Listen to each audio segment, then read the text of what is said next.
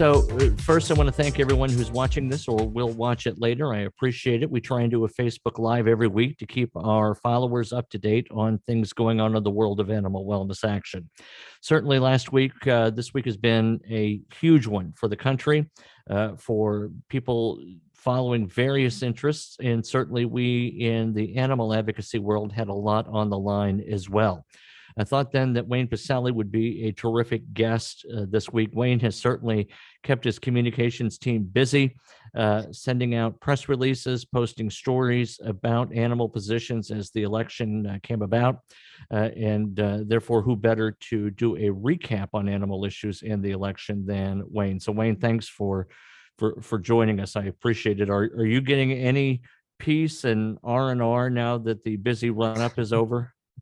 Joseph, as I wrote in my blog just a couple of days ago, which I know you carefully reviewed and edited in your capacity as our chief communications person, I've said that voting is just one day of 365 when it comes to political advocacy for animals.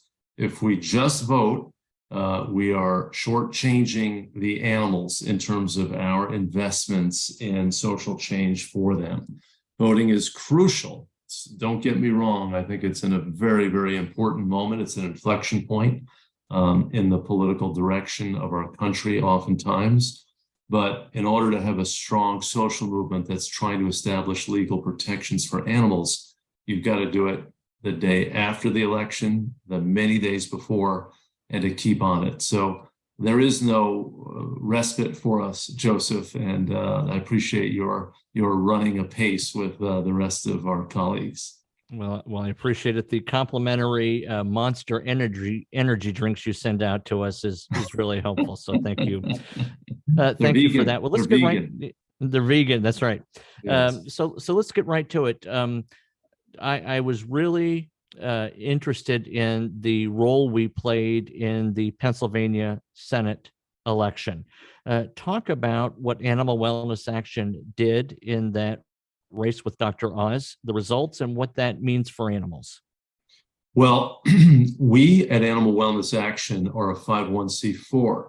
That contrasts with most animal organizations that are 501c3 organizations. A 501c3 organization can take in donations from the public, and in return for making a charitable donation, you can get a tax write-off to a degree. A 501c4 donor cannot do that, but the organization is then freed to engage in a wider range of political activity.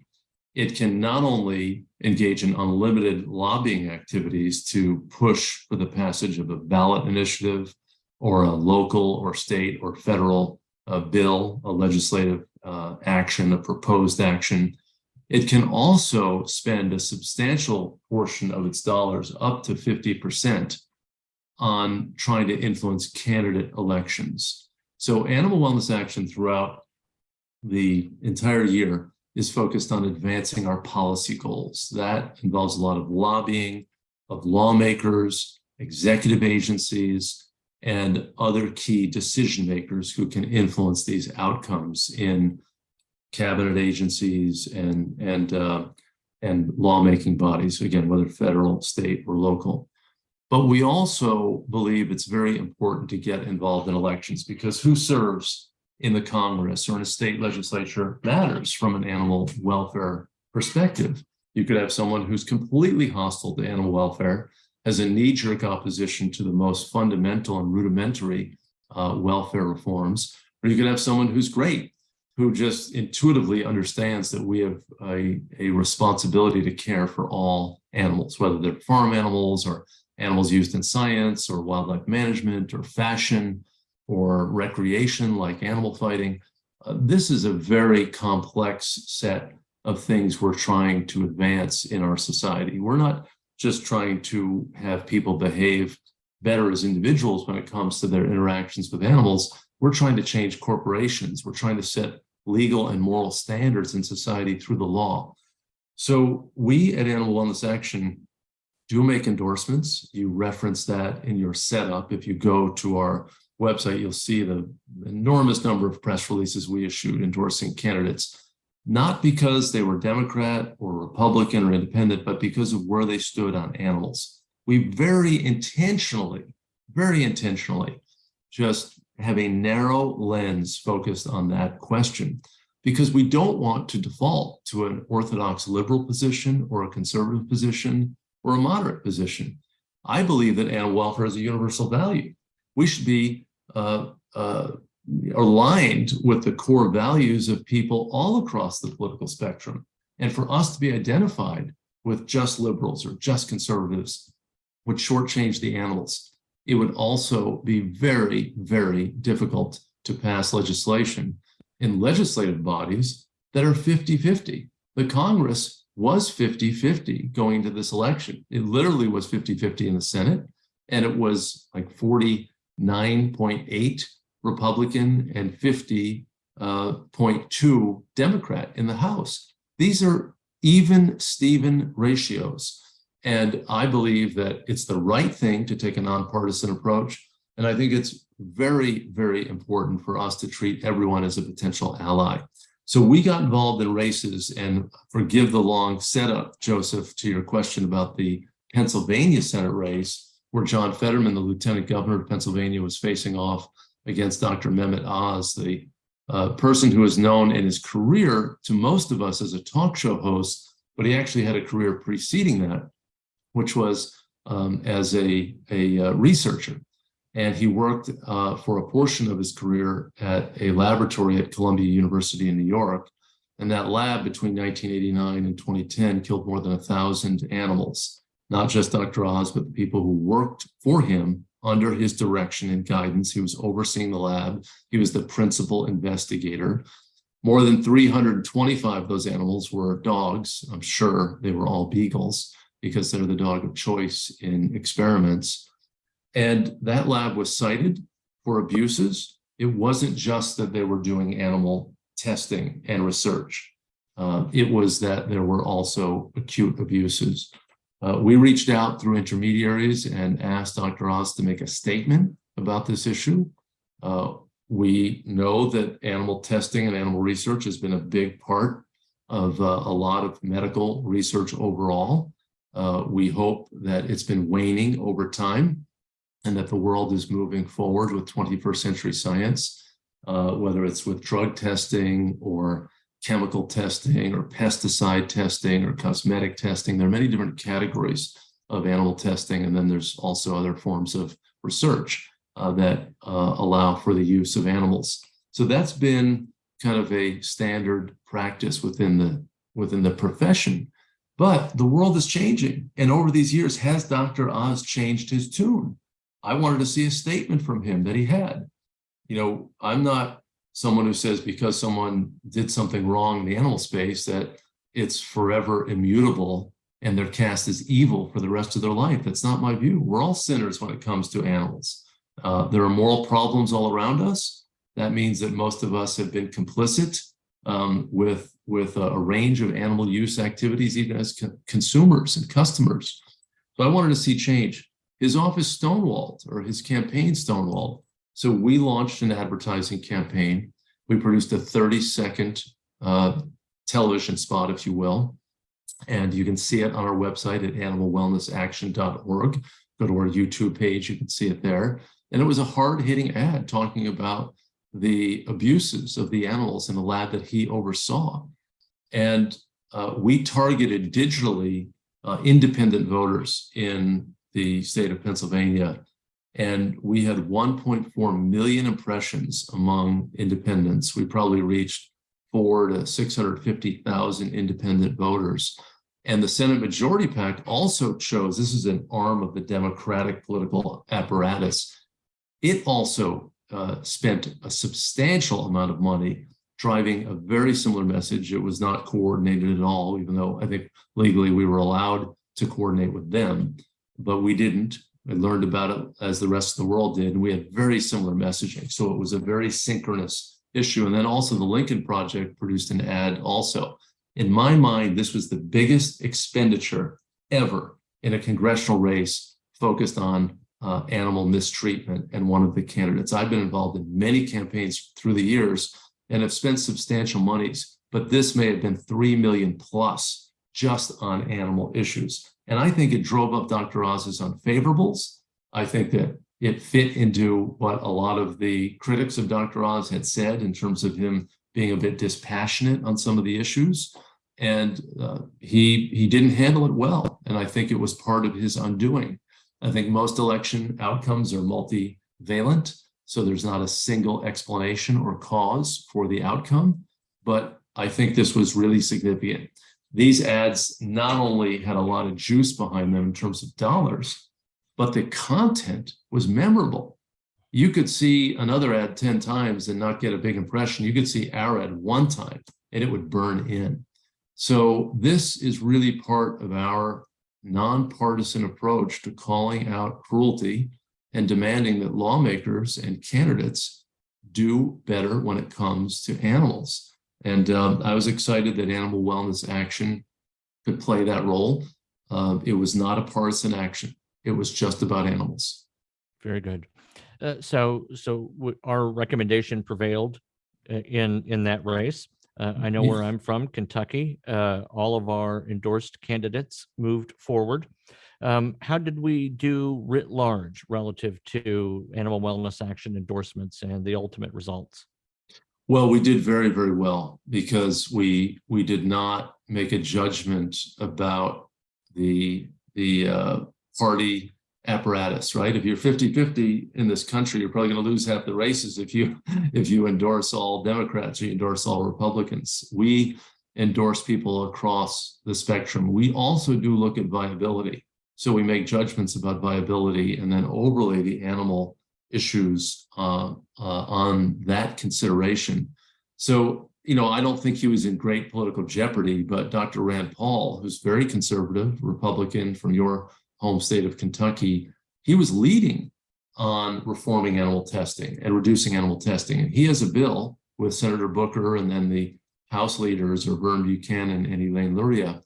That bill is two major policy bills trapped in one. It's called the FDA Modernization Act 2.0. That is on the cusp of passage.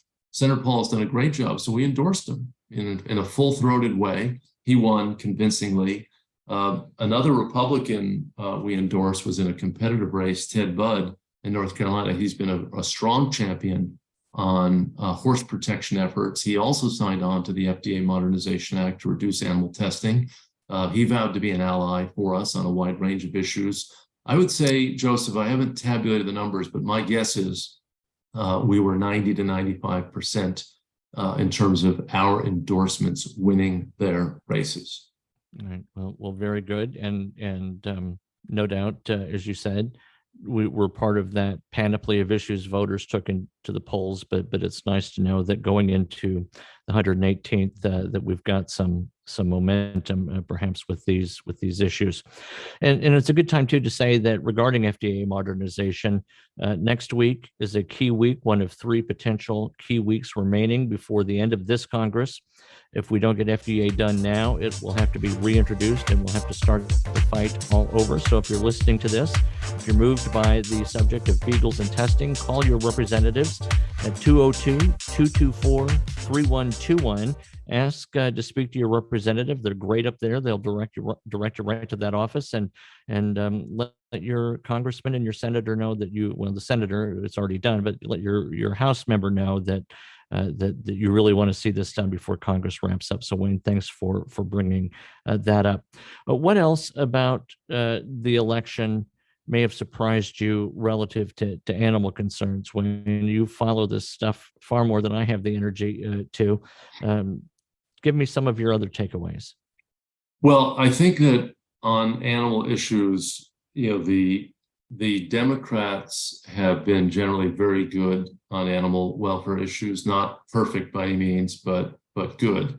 And the Democrats have become more of an urban and inner suburban party. Most of the districts are more compressed in terms of physical geography because the populations are higher, and those are characterized as cities and inner suburbs.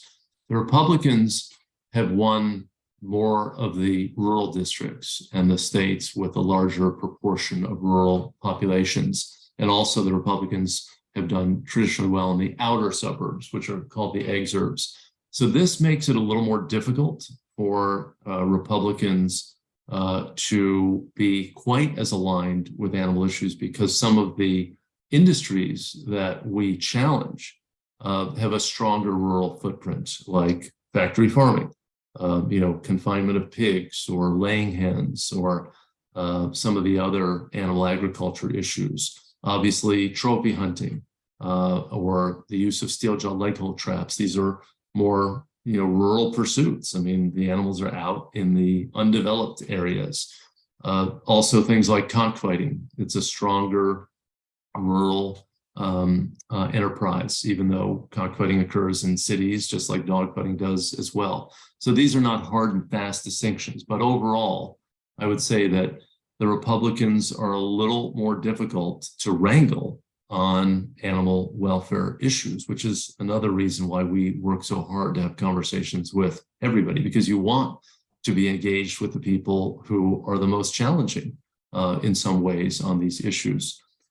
I think it was notable that animal issues were not a negative for anybody.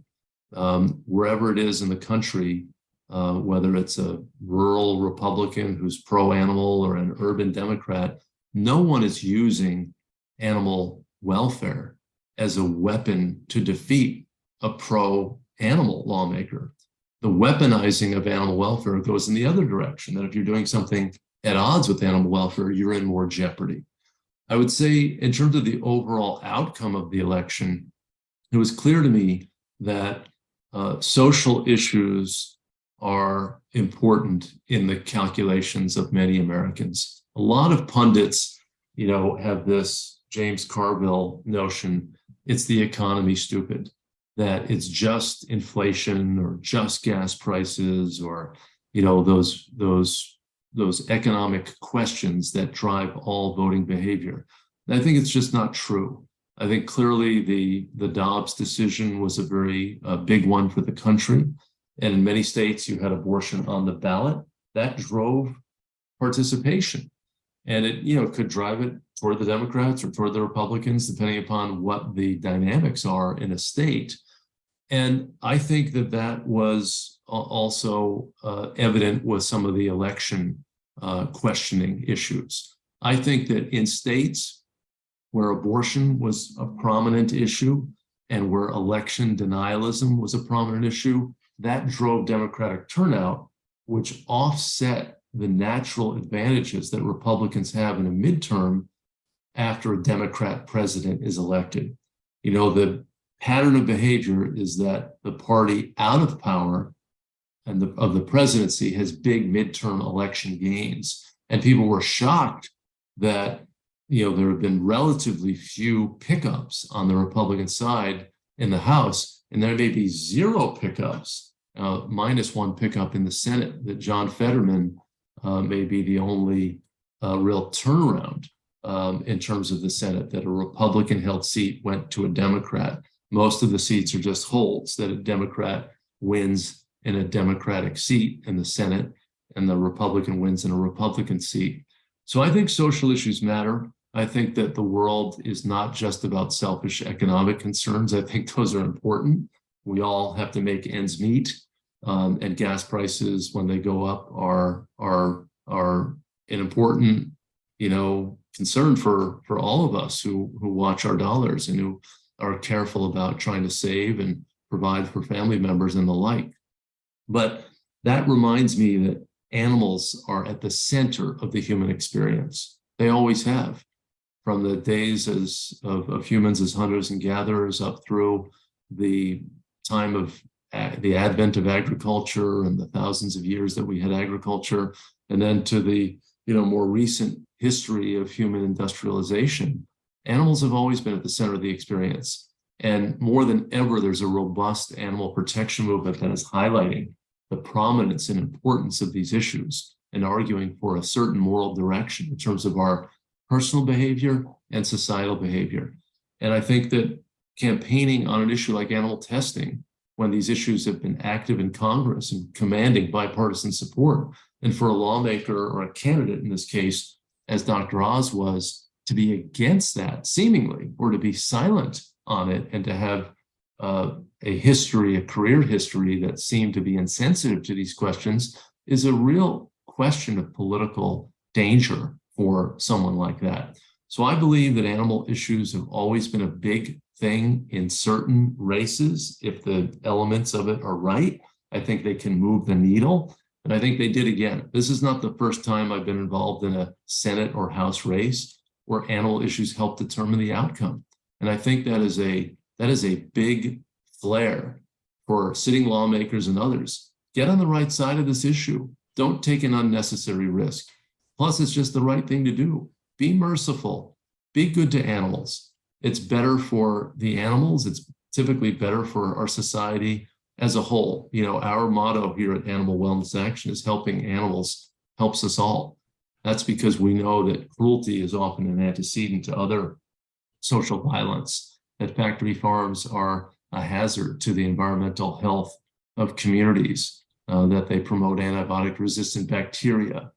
We know that animal fighting is mixed up with all sorts of criminal behaviors. So when you're good to animals, you typically have good other things radiate out from there.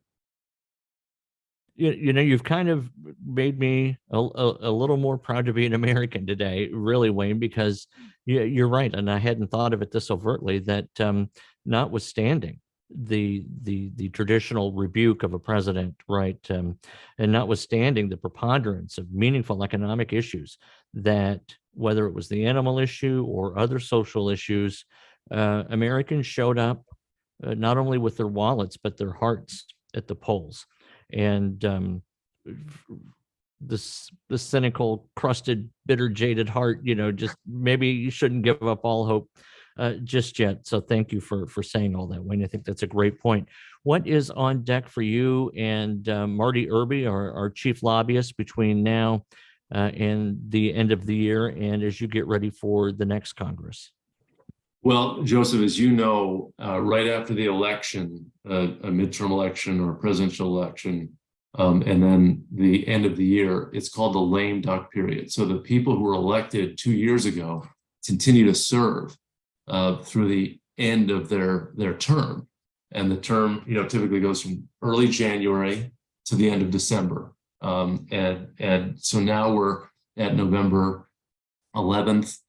And we have basically, you know, 6 weeks until the end of the year. The Congress will likely be in session 3 of those weeks, potentially 4, depending upon how things go. And this is called the lame duck session. Not a great animal reference, by the way, the poor lame duck, but it's better than a real lame duck that you and I would chase and try to bring to the veterinary hospital. But this circumstance, the lame duck, is a chance for us to complete some really important work that's been top of mind for us for the last 21 or 22 months. And that is in the form of multiple bills, bills that we have talked about at Animal Wellness Action extensively. If you're following our work, the Big Cat Public Safety Act that has passed the House. We hope it's soon to clear the Senate. That's what we're working hard to do. We also have the FDA Modernization Act that cleared the Senate. And now we want it to clear the House again. It actually cleared the House as an amendment to a larger bill, but that bill has been waylaid. We need to take the Senate passed bill and pass it in the House. We also have ambitions on the Bear Poaching Elimination Act, which would stop the trade in bear gallbladders used in traditional Chinese medicine. The Shark Fin Sales Elimination Act, sharks killed for their fins, for a soup that the fin is a tasteless ingredient. It's nutritionally void of anything that we need. So those are 4 issues. There are several others that we hope to see advanced in these final few weeks, but it's a very compressed period with a lot of other priorities. When the deadline faces, people swing into action. And that's what's happening on a lot of priority items all across the spectrum of concerns in our society. But we're going to put our stake in the ground for sure in this final rush to the finish. And then when that's done, hopefully we'll have a few new animal protection laws as federal statutes and then we'll start the process over again. We've got some unfinished business. Of course, we know that several of our key priorities, like the Kangaroo Protection Act, to stop the trade in kangaroo skins, which are principally used for soccer cleats that are made and sold by Nike and Adidas and other companies. That bill hasn't passed. We're unlikely to see the horse soaring legislation pass both chambers in its current form. That's terrible. It's going to be difficult to pass the bill to ban the live export of horses for slaughter for human consumption. Then we've got big important bills like a ban on gestation crates, especially now that the U.S. Supreme Court is taking a close look at a National Pork Producers Committee National Pork Producers Council challenge to state laws that restrict the sale of pork that comes from sows confined to the point of being immobilized in gestation crates. That's going to mean that the federal government, either way, is going to have to really weigh in on these issues. And it should weigh in giving the animals more space and comfort, and not to be so miserly in terms of how we treat these animals raised for food. So a lot of issues. I would recommend that people go to animalwellnessaction.org. We spend a lot of time writing blogs, press releases, fact sheets, providing other content so you, as an animal advocate, can understand what's happening when it comes to federal and state policy on animals. You can go to the Center for Humane Economy really to hear a little bit more about business and how businesses need to do better when it comes to the treatment of animals. So Animal Wellness Action is focused on influencing government, and the center is focused on influencing business and corporations. I want to apologize. They're doing something in the apartment upstairs, and I don't know if the microphone is going to pick that up or not, but just a heads up, I'm aware that it sounds like the building's falling down. And then also when you go to animalwellnessaction.org, there's the opportunity to donate to the cause. Wayne talked a little bit about how that works with our organizations. None of this happens without your financial support. So please go to animalwellnessaction.org, learn. There are ample opportunities to sign up for our newsletters. Wayne is a phenomenal writer and really does put out very meaningful, very erudite content. We're the thinking man's animal advocacy page. So you can certainly explore that there. So Wayne, thank you very much. I appreciate your time, and thank you to everyone who's watched us on this Facebook Live. We'll be back next week at a regular time on Thursday to give you more insider information on the world of animals on Capitol Hill. Thanks, Wayne. Thank you.